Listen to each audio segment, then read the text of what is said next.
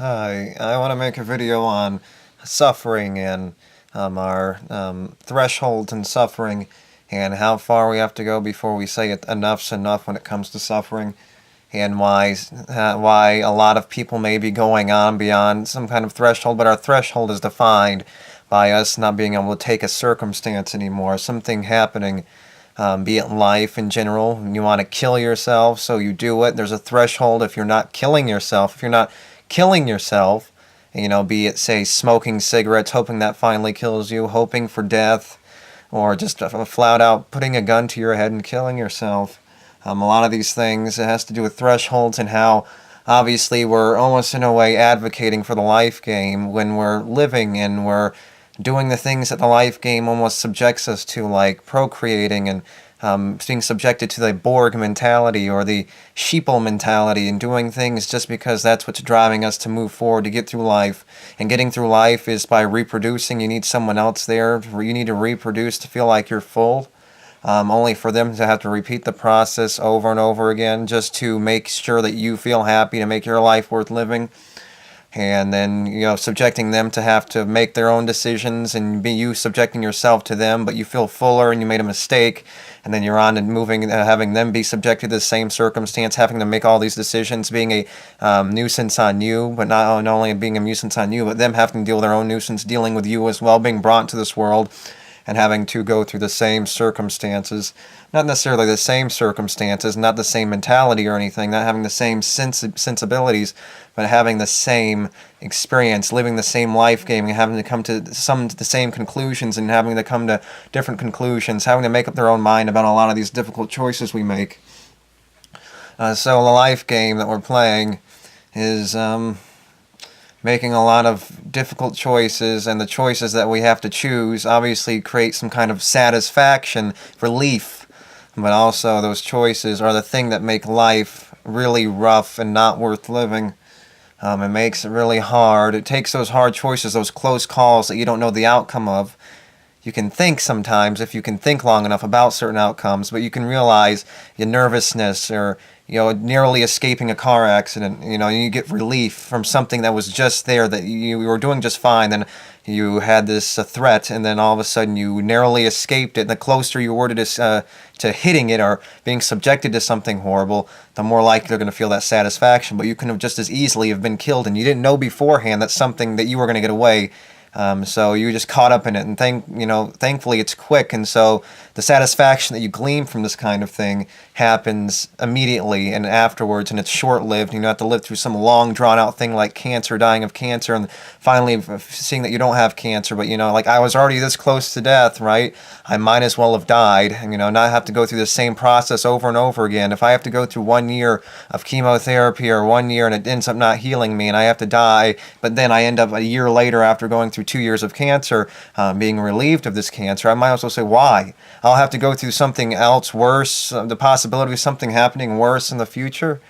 I shouldn't have just died then and there. I was already most of the way through it. I had a miracle cure. I went through something. I might as well have ended it right there and not have to go through the possibility of looking forward to something even worse happening. So those are always the things that we have to think about when considering this kind of thing, balancing the weights of what you think is worth it and what you don't think is worth it. So you're always balancing those choices and those close calls and the satisfaction based on these close calls to relief. It's a zero-sum game. We're relieving the tensions and the things like that are built up inside of us through existing. So, and you need those close calls to make, the satisfaction, the relief. But the relief for what? We're relieving, yes, you're relieving, only to go on to some other relief. Like the curtains, you're constantly pulling away curtains to see another curtain. There's nothing else there. It's thin air. The bread, that's the air sandwich idea. There's nothing more to it. It's just thin air, momentum moving forward, relieving, then going back, taking, going on the down, having a downer, then going all the way back, then relieving, and then feeling down, then getting all the way down. Once you relieve, you feel like, oh, I've reached my peak, and then I need to go back so I can satisfy this peak all over again. And in the process, I have to go all the way back, and I have to go through all the deprivation. And it's the satisfaction, thin air. It's, not even the idea that it's short-lived, even though it is. The satisfaction isn't even worth it. You're more than likely just compensating for something that you didn't have to have begin with. And it's all about mitigating against it. It would be better to live a life like this, the negative and the positive, than a life like this. Because it's all about mitigating against the negative and feeling the relief. And if you could live over closer to this side and have very little this, but you couldn't get as high as this, as high, you're stuck in sort of the middle. It's about creating those and thinking about the positives and negatives and thinking about the risks and things like that, of how bad the negatives can be to a certain circumstance that can lead to something much worse, and then things being much higher. But it's about trying to find some medium, being closer to the side where you're more satisfied and things. I don't even know where I'm going with this. Yeah, but it's about trying to stay on the positive side more, not having to get more out of the little negatives that you have than going through great negatives to get some greater satisfaction that you're almost more guaranteed than going through a smaller kind of deprivation.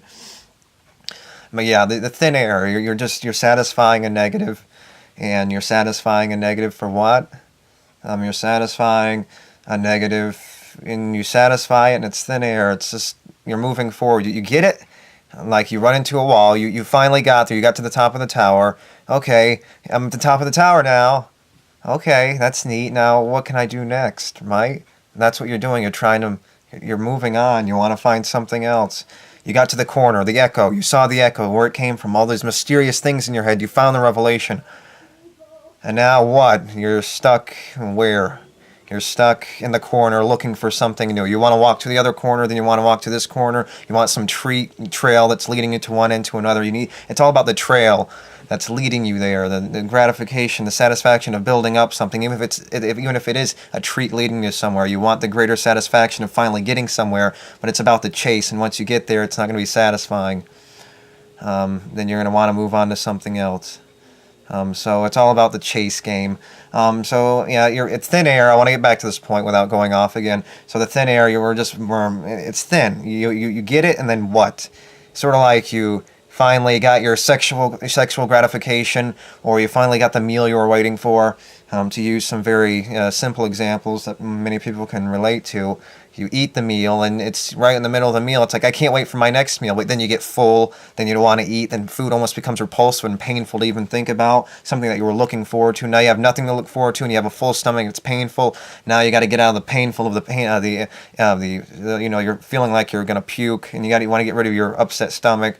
Or the sexual gratification, sort of like having coffee or something, or some kind of caffeine, and getting on the down from the caffeine. But you have to, the lower you go, the higher you go, the lower you're going to go to get back to the negative deprivation based on the high that you were in, based on this caffeine, this feeling, this rushing feeling, this very adrenaline rushing feeling. And sexual gratification could be the same thing described like caffeine. Yeah, I think I might come back to the suffering thing in another video, because this video went on in different directions, and it was mostly about this gratification thing. But one more thing, I want to make sure I make this clear when it comes to the idea of this thin air. It's thin air. It's a curtain. You're moving on from something else. You find something, and then you have it. And then for what? For what do you want to have a greater deprivation for to reach a greater positive? Why go to the greater negative to get the greater positive when it's just gleaming something, only to go right back to the beginning?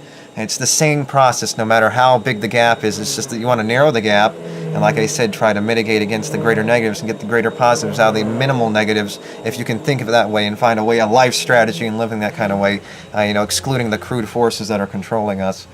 So for what? Why go through the greater deprivation when you're consciously thinking about something like that and trying to think, well, if I don't eat for another hour, if I hold in my pee for another hour, it'll be more satisfying.